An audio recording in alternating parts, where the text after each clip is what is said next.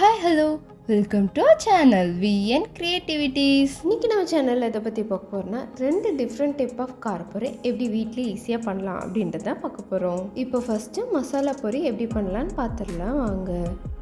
நான்லாம் இந்த மசாலா பொரி பைத்தியனே சொல்லாங்க. எங்கே பார்த்தாலும் வாங்கிடுவேன். பார்க்கு பீச்சுன்னு எங்கே பார்த்தாலும் இதை வாங்கி சாப்பிடுவேன். எனக்கு அவ்வளோ பிடிக்கும். அதுலேயும் இந்த மாங்காய் போட்டது தான் எனக்கு வந்து ரொம்ப ரொம்ப பிடிக்குங்க. இப்போல்லாம் நிறைய இடத்துல இந்த மாதிரி மாங்காய் போட்டே தரதில்லை. இது போட்டால் தான் இதோட டேஸ்ட்டே வந்து சூப்பராக இருக்கிற மாதிரி எனக்கு தோணும். உங்களுக்கு எப்படி அப்படின்றத எனக்கு கமெண்ட்டில் சொல்லுங்கள். ஓகே, இது எப்படி பண்ணுறதுன்னு பார்க்கறதுக்கு முன்னாடி இப்போ தான் நீங்கள் நம்ம சேனல் ஃபஸ்ட் டைம் பார்க்குறீங்கன்னா மறக்காமல் சப்ஸ்கிரைப் பண்ணிடுங்க. கூட இந்த பெல்லைக்கானு கிளிக் பண்ணிடுங்க. அப்போ தான் நான் போகிற வீடியோஸோட நோட்டிஃபிகேஷன் உங்களுக்கு வரும். இது செய்கிறதுக்கு ஃபஸ்ட்டு இந்த மாதிரி ஒரு சின்ன தக்காளி எடுத்து அதை வந்து கட் பண்ணி வச்சுக்கோங்க. அதுக்கப்புறமா ஒரு கேரட் எடுத்து அதை வந்து நல்லா துருவி வச்சிடலாம். அடுத்ததாக ஒரு பெரிய வெங்காயத்தை எடுத்து அதையும் வந்து குட்டி குட்டியாக சாப் பண்ணிடலாம். இப்போ இந்த மாதிரி ஒரு அகலமான பாத்திரம் எடுத்துக்கலாம். இதில் நம்ம கட் பண்ணி வச்சுருக்க வெங்காயத்தை வந்து ஃபஸ்ட்டு ஆட் பண்ணிக்கலாம். அதுக்கப்புறமா நம்ம துருவி வச்சுருக்க இல்லையா கேரட், அதையும் இதில் ஆட் பண்ணிக்கலாம். அடுத்து கட் பண்ணி வச்சுருக்க மாங்காயை இதில் சேர்த்துக்கலாம். இந்த மாங்காயை வந்து நீங்கள் துருவி கூட சேர்த்துக்கலாம். ஆனால் எனக்கு வந்துட்டு கட் பண்ணி போட்டால் தான் ரொம்ப பிடிக்கும். அதனால் நான் கட் பண்ணி சேர்த்துருக்கேன். அடுத்ததான் நான் ஒரு கப் அளவுக்கு வேர்க்கடலை வந்து வேக வச்சு எடுத்திருக்கேன். அதையும் இதில் ஆட் பண்ணிக்கலாம். நீங்கள் வறுத்தது கூட சேர்த்துக்கலாம். அடுத்ததாக இது கூட நல்லா ஃபைனாக சாப் பண்ண கொத்தமல்லி இலைகளை வந்து ஆட் பண்ணிக்கலாம். இப்போ இது கூட நம்ம வெட்டி வச்ச தக்காளியை வந்து ஆட் பண்ணிடலாம். அதுக்கப்புறமா இது எல்லாத்தையும் சேர்த்து நல்லா வந்து மிக்ஸ் பண்ணி விட்டுடலாம். நல்லா எல்லாம் ஒன்றோட ஒன்று மிக்ஸ் ஆகிற மாதிரி நல்லா வந்து மிக்ஸ் பண்ணி விட்டுடலாம். இதில் இருக்க எல்லா பொருளும் ஒன்றோட ஒன்று நல்லா வந்து மிக்ஸ் ஆகணும். இப்போ இதுக்கு தேவையான அளவு உப்பு சேர்த்துடலாம். நான் இங்கே வந்துட்டு ஒரு 1/4 டீஸ்பூன் அளவுக்கு வந்து உப்பு சேர்த்துறேன். உப்பு வந்து உங்கள் தேவைக்கேற்ப கூடவோ குறைச்சோ போட்டுக்கோங்க. உப்பு சேர்த்துட்டு அதையும் வந்து நல்லா மிக்ஸ் பண்ணி விட்டுடலாம். நல்லா எல்லா பொருளையும் நல்லா உப்பு போடுற மாதிரி வந்துட்டு அதை நல்லா வந்து மிக்ஸ் பண்ணி விட்டுடலாம். உப்பு போட்டு நல்லா மிக்ஸ் பண்ணதுக்கு அப்புறமா நான் வந்து மசாலா பொருள் வந்து ஆட் பண்ணிடலாம். இப்போ இது கூட ஒரு 1/2 டீஸ்பூன் அளவுக்கு காஷ்மீர் ரெட் சில்லி சேர்த்துறேன். நீங்கள் 1 டீஸ்பூன் அளவுக்கு வரல தாராளமாக சேர்த்துக்கலாம். இது 1/2 டீஸ்பூன் அளவுக்கு சாட் மசாலா சேர்த்துடுறேன். நான் வந்து என் குழந்தைக்கு கொடுக்கணும் அப்படிங்கிறதுக்காக வந்து நான் காரம் கம்மியாக போட்டிருக்கேன். 1/2 டீஸ்பூன் தான் போட்டிருக்கேன். உங்களுக்கு வேணால் நீங்கள் 1 டீஸ்பூன் அளவு தாராளமாக போட்டுக்கலாம். இல்லை அதுக்கு மேலே உங்களுக்கு காரம் வேணும்னாலும் நீங்கள் போட்டுக்கலாம். இப்போ இது எல்லாத்தையும் ஒன்றோட ஒன்று நல்லா மிக்ஸ் ஆகிற மாதிரி மிக்ஸ் பண்ணி விட்டுடலாம். இப்போ பாருங்கள், எல்லாத்தையும் நல்லா மிக்ஸ் பண்ணியாச்சு. இப்போ வந்து நம்ம பொரியை வந்து கொட்டிடலாம். நான் இங்கே வந்து ஒரு 100 கிராம் அளவு பொரி யூஸ் பண்ணுறேன். இது கூடவே ஒரு 1/2 கப் அளவுக்கு மிக்சர் வந்து ஆட் பண்ணுறேன். இப்போ இது எல்லாத்தையும் சேர்த்து நல்லா வந்து மிக்ஸ் பண்ணி விட்டுடலாம். நீங்கள் வந்து மிக்சருக்கு பதிலாக வந்து கார்ன் சிப்ஸ் அல்லது வந்து காரா பூந்தி இந்த மாதிரி எது வேணால் சேர்த்துலாம் எல்லாமே சூப்பராக இருக்கும். இது மிக்ஸ் பண்ணும்போது நல்லா அடியிலேருந்து எடுத்து விட்டு நல்லா மிக்ஸ் பண்ணுங்கள். அப்போ தான் நல்லா மிக்ஸ் ஆகும். இல்லைன்னா மேலே மட்டும் மிக்ஸ் ஆகிட்டு அடியில் மிக்ஸ் ஆகாமையே இருக்கும். இதுக்கு கூடுமானவரில் இந்த மாதிரி அகலமான பாத்திரமாக எடுத்துட்டிங்க அப்படின்னா, அதாவது பெரிய பாத்திரமாக எடுத்துட்டிங்கன்னா ஈஸியாக மிக்ஸ் பண்ணிடலாம். இப்போ பாருங்கள், நல்லா மிக்ஸ் பண்ணியாச்சு. இந்த ஸ்டேஜில் நீங்கள் வந்து காரம் செக் பண்ணி பார்த்துட்டு வேணா போட்டுக்கோங்க.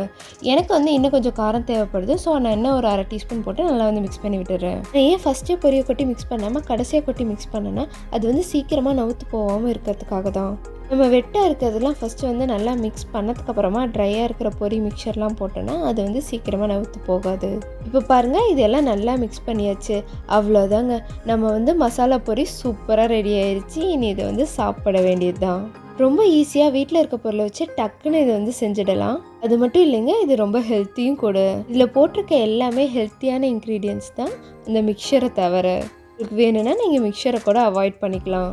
வெயிட்லெஸ் பண்ணணும்னு நினைக்கிறவங்க, டயட்டில் இருக்கவங்க, ஜிம்முக்கு போகிறவங்க யார் வேணால் இந்த ஸ்நாக்கை வந்து சாப்பிட்லாம். அண்ட் உங்களுக்கு ப்ரோட்டீன் இன்டேக் அதிகம் வேணும்னா நீங்கள் இதில் வேர்க்கடலை வந்து நிறைய சேர்த்துக்கோங்க. இதுக்கு நம்ம வந்து அடுப்பில் நின்று வேகணும்னு அவசியம் கிடையாது. அடிக்கிற வெயிலுக்கு அடுப்பில் நின்று சமைக்கவே முடியலங்க. இந்த ஸ்நாக் பண்ணுறதுக்கு நீங்கள் அடுப்புக்கிட்ட நிற்கணும்னு அவசியமே இல்லை. உங்களுக்கு வேர்க்கடலை மட்டும்தான் வேக வைக்கணும். அதை வந்து அடுப்பில் வச்சுட்டு நம்ம ஹாலுக்கு போயிட்டு அது வெந்துருச்சா அப்படின்னு வந்து பார்த்துட்டு ஆஃப் பண்ணால் போதும். இந்த லீவில் உங்கள் குழந்தைங்க ஸ்நாக்ஸ் கேட்டு தொல்லை பண்ணுறாங்களா? அவங்களுக்கு இந்த மாதிரி ஈஸியாக அண்ட் ஹெல்த்தியாக பண்ணி கொடுங்க. இந்த வீடியோவை இந்த மாதிரி காரப்பொரி ரொம்ப பிடிக்கிற உங்கள் ஃப்ரெண்டுக்கு ஷேர் பண்ணி விடுங்க. நீங்கள் அதை செஞ்சு பார்த்து எப்படி இருந்தது அப்படின்றத எனக்கு கமெண்ட்டில் சொல்லுங்கள். அடுத்ததான் நம்ம பார்க்க போகிறது நல்ல காரசாரமாக நல்ல மொறுன்னு க்ரன்ச்சியாக இருக்க காரப்பொரி. ஈவினிங் டைமில் நல்ல சுட சுட டீயோட இந்த சூடான காரப்பொரியை சேர்த்து சாப்பிட்டா வேறு லெவலில் இருக்குங்க. எனக்கு தெரிஞ்சு இதை விட ஈஸியான ஒரு ஸ்நாக் ரெசிபி இருக்கவே முடியாது. டக்குன்னு 5 நிமிஷத்தில் செஞ்சு முடிச்சிடலாம்.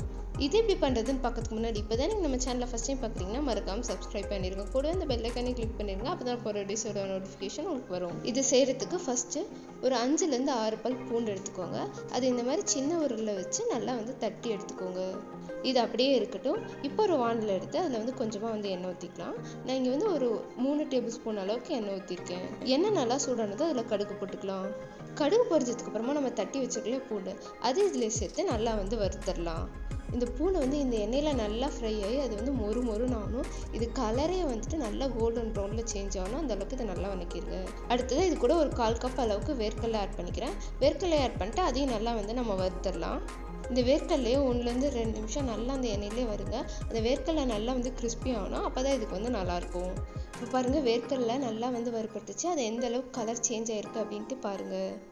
இந்த அளவுக்கு இது கலர் சேஞ்ச் ஆனால் தான் இது கிறிஸ்பியாக இருக்கும். இல்லைன்னா கடிக்கும் போது மொடன்னு இருக்கும். அடுத்தது இது கூட ஒரு வரமிளகாயை நான் கிள்ளி சேர்த்துக்கிறேன்.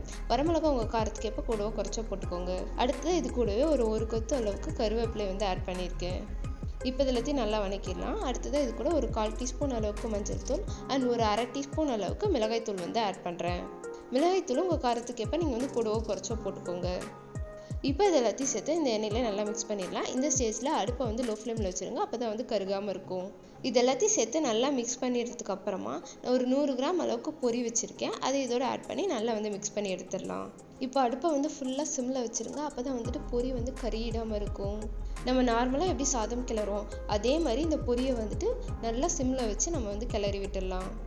எல்லா பொரியும் நல்லா எல்லோ கலரில் ஆகணும். அந்தளவுக்கு இதை நம்ம நல்லா மிக்ஸ் பண்ணி விட்டுடணும். பொரியை கிளறி விட்டு அப்படியே ஆஃப் பண்ணிட வேண்டாம். அதை நல்லா வறுக்கணும். இந்த பொரி நல்லா கிறிஸ்பி ஆகணும். அந்த அளவுக்கு இதை நம்ம நல்லா வறுக்கணும். இதை ஒரு 2லேருந்து 3 நிமிஷம் நல்லா அந்த மிதமான சூட்லேயே வறுத்திங்கன்னா நல்லா கிறிஸ்பி ஆயிரும். 2 நிமிஷம் கழிச்சு ஒரு 2 பொரி எடுத்து வாயில் போட்டு பாருங்கள். அது நல்லா கிறிஸ்பி ஆயிடுச்சுன்னா கரெக்டாக இருக்குது அப்படின்னு அர்த்தம். அவ்வளோதாங்க, நம்ம காரப்பொரி சூப்பராக ரெடி ஆயிடுச்சு. ரொம்ப அதிக டைம் எடுக்காமல் ஒரு 5 நிமிஷத்துக்குள்ளேயே கம்மி இன்க்ரீடியன்ட் வச்சு ஒரு சூப்பரான ஸ்நாக் நம்ம ரெடி பண்ணியாச்சு. வீட்டுக்கு யாராவது கெஸ்ட் வந்துட்டாங்க, இல்லை குழந்தைங்க ஸ்கூல்லேருந்து வந்தோடனே ஏதாவது சாப்பிட கேட்குறாங்க, நம்ம டக்குன்னு செய்யணும் அப்படின்னும் போது இதை நீங்கள் செஞ்சு கொடுங்க. ஈஸியாகவும் செஞ்சிடலாம் அண்ட் செம்ம டேஸ்டியாகவும் இருக்கும். இது எங்கள் வீட்டில் அடிக்கடி செய்கிற ஸ்நாக் இதுதாங்க. எங்கள் வீட்டில் எப்பயுமே பொரி பாக்கெட் வாங்கி வச்சுருப்போம். ஏன்னா எப்பப்பெல்லாம் எங்களுக்கு தோணுதோ அப்பப்பெல்லாம் இது செஞ்சுருவோம். ரொம்ப ஈஸியாக செஞ்சிடலாம் அண்ட் டேஸ்ட்டும் செம்மையாக இருக்கும். அண்ட் இந்த வீடியோவை ஈஸியாக அண்ட் சீக்கிரமாக ஸ்நாக்ஸ் செய்யணும்னு நினைக்கிறேன் உங்கள் ஃப்ரெண்டுக்கு ஷேர் பண்ணி விடுங்க. அதனாலே நாங்கள் அடிக்கடி செய்வோம்.